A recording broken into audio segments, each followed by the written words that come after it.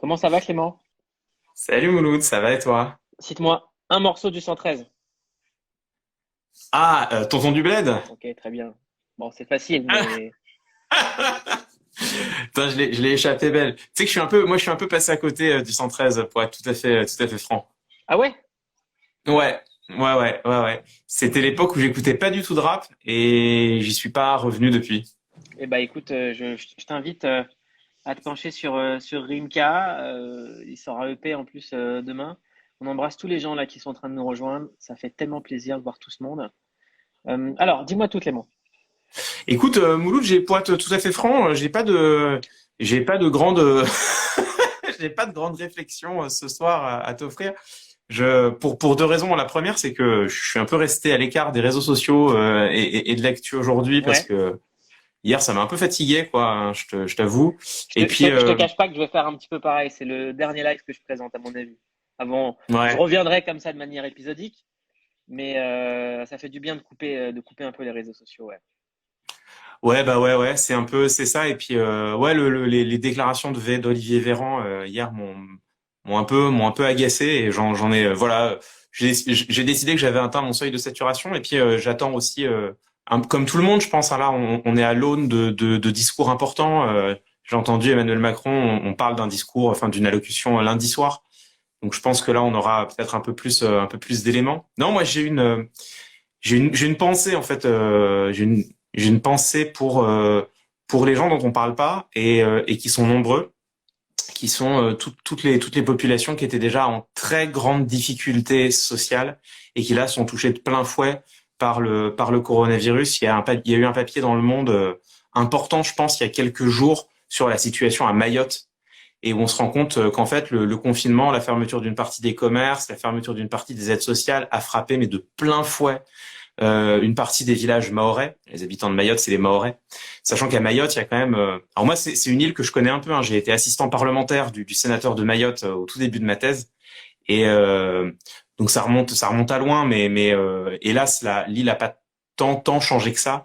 Donc je sais qu'il y a encore des villages qui sont des villages en tôle, sans eau potable, où à cette période de l'année, la tôle ça chauffe, hein, donc il fait bien 30-40 degrés à l'intérieur, donc les gens sont obligés de sortir et c'est difficile de respecter le confinement. Et donc il y a des endroits à Mayotte où les gens étaient déjà en grande précarité sociale et où là le problème c'est pas le coronavirus, c'est la faim en fait. Il y a des gens à Mayotte qui ont des difficultés pour s'alimenter. Et en fait, c'est le cas aussi pour une partie des sans-abri. Et on sait que la Fondation Abbé Pierre a tiré la sonnette d'alarme. D'ailleurs, elle organise une grande collecte. Et je pense que c'est important de les soutenir parce que bah, les épiceries solidaires ont fermé. Il y a une partie des distributions de nourriture qui ont fermé. Donc, les sans-abri sont aujourd'hui, pour une partie d'entre eux, en tout cas, dans une grande difficulté. Je crois que c'est très, moi, tu sais, j'habite pas très loin. Je crois que c'est très compliqué à la porte de la Chapelle, dans les campements de migrants et puis de personnes addictes au crack et où là aussi il y a des. Pour le problème, c'est que les gens peuvent plus s'alimenter quoi. Et puis j'ai vu passer aussi des articles sur la situation des étudiants. Certains étudiants qui sont bloqués dans leur résidence universitaire avec le Crous qui a fermé.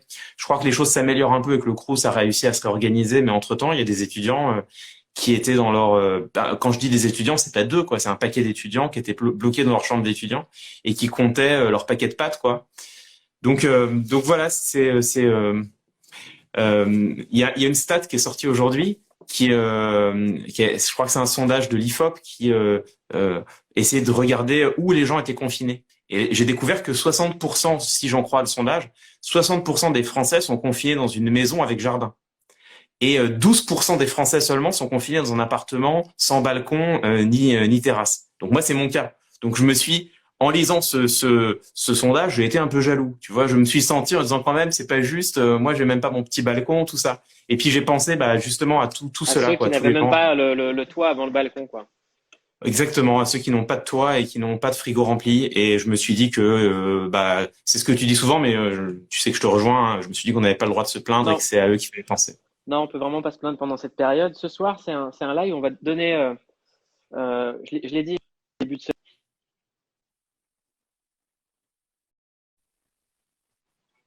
aux associations, la Fondation l'Abbé Pierre. Si vous cliquez Ouais. sur les vidéos de clics sur les réseaux sociaux, sur Facebook, sur YouTube, vous pouvez faire un don directement à la Fondation Abbé Pierre et aussi à Banlieue Santé. En fait, c'est des gens assez incroyables. Tous les jours, on vous prend la tête pour mobiliser. Ils en sont à plus de 45 000 euros, je crois, récoltés. Et l'argent, il est concret. Il va aider les plus démunis. Ils vont dans les quartiers. Ils se bougent. Ils parlent les langues de tous les gens qui viennent de toutes les origines. C'est des médecins qualifiés et qui se tapent. Et je tiens vraiment à remercier tous les gens qui font de l'aide de proximité. Euh, Mm. euh, moi, par exemple, là, j'arrête les lives parce que je vois que des lives de gens pour qui tout va bien, qui sont en manque de reconnaissance, de lumière et qui produisent pas spécialement d'autres discours que ma marque, mon self-branding existe encore. Mm. Et nous, en fait, ok, quand on fait clic, on essaie de vous divertir un peu, mais allez donner à Banlieue Santé, allez donner à la Fondation Abbé Pierre. On fait juste ça pour que vous pensiez aux gens qui ont le droit de se plaindre. Voilà, nous, on n'a pas le droit de se plaindre. Mm. C'est ce que je veux Mm. dire, en fait. Ouais, Donc, je suis d'accord avec toi.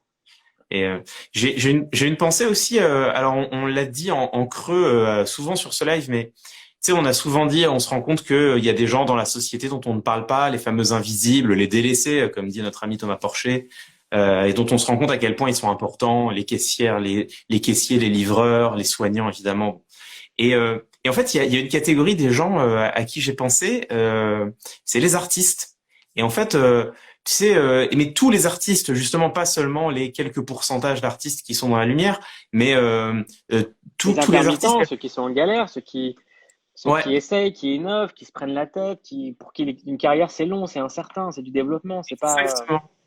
Et grâce à qui, bah, on a de la musique, on a des films, on a de l'art. Et en fait, tu sais, il y a cette espèce de ronronnement dans la société, comme quoi les artistes, ils seraient pas productifs, oui, bon, d'accord, vous êtes des saltimbanques, mais vous, votre vie, finalement, c'est facile, c'est jouer de la guitare, c'est chanter, c'est faire des films, de quoi vous vous plaignez. Et ben là, on se rend compte que pendant ce confinement qui dure et qui est là pour sans doute durer, et ben si on n'avait pas justement de l'art, de la beauté, et je te parle pas de effectivement des deux trois lives Instagram où parfois ça se regarde un peu le nombril, mais je te parle de ce qui fait qu'on arrive à passer notre journée, quoi, qu'on a des fictions pour sortir de nos appartements alors qu'on y est enfermé, qu'on a des Ouais, ouais, choses à ouais, à regarder, fond. qu'on a de la beauté à écouter. On en a besoin. On se rend compte à quel point l'art, c'est pas des saltimbanques qui se font plaisir, c'est un besoin dans la société et eux aussi ils sont cruciaux et je crois qu'on s'en est jamais rendu compte, enfin autant rendu compte que pendant ce confinement. Clément, on va donner la parole aux gens de Banlieue Santé. On a aussi, j'aimerais saluer une initiative, c'est celle de Grand Corps Malade et de son producteur Jean Rachid. Ils sortent un morceau là ce soir à minuit, et en fait les Mhm. bénéfices de ce morceau, ils vont à quelque chose de très concret, à savoir l'hôpital de Saint-Denis, d'où vient Grand Corps Ouais. Malade, et l'hôpital de Mantes, d'où vient Jean Rachid. Et en fait, c'est juste ce qu'on essaie de vous dire, c'est aider déjà à côté de chez vous avant de faire des grands discours. Ça serait déjà super cool, quoi. Voilà. Et moi, j'embrasse. Voilà, je suis pas du genre à raconter ce que je fais, mais j'embrasse tout le monde. Merci, mon Ouais, c'est Clément. ça. Merci Mouloud, Donc, ça c'est m'a fait toi qui plaisir de te reprends voir. le live sur Click lundi, sur le compte de Click.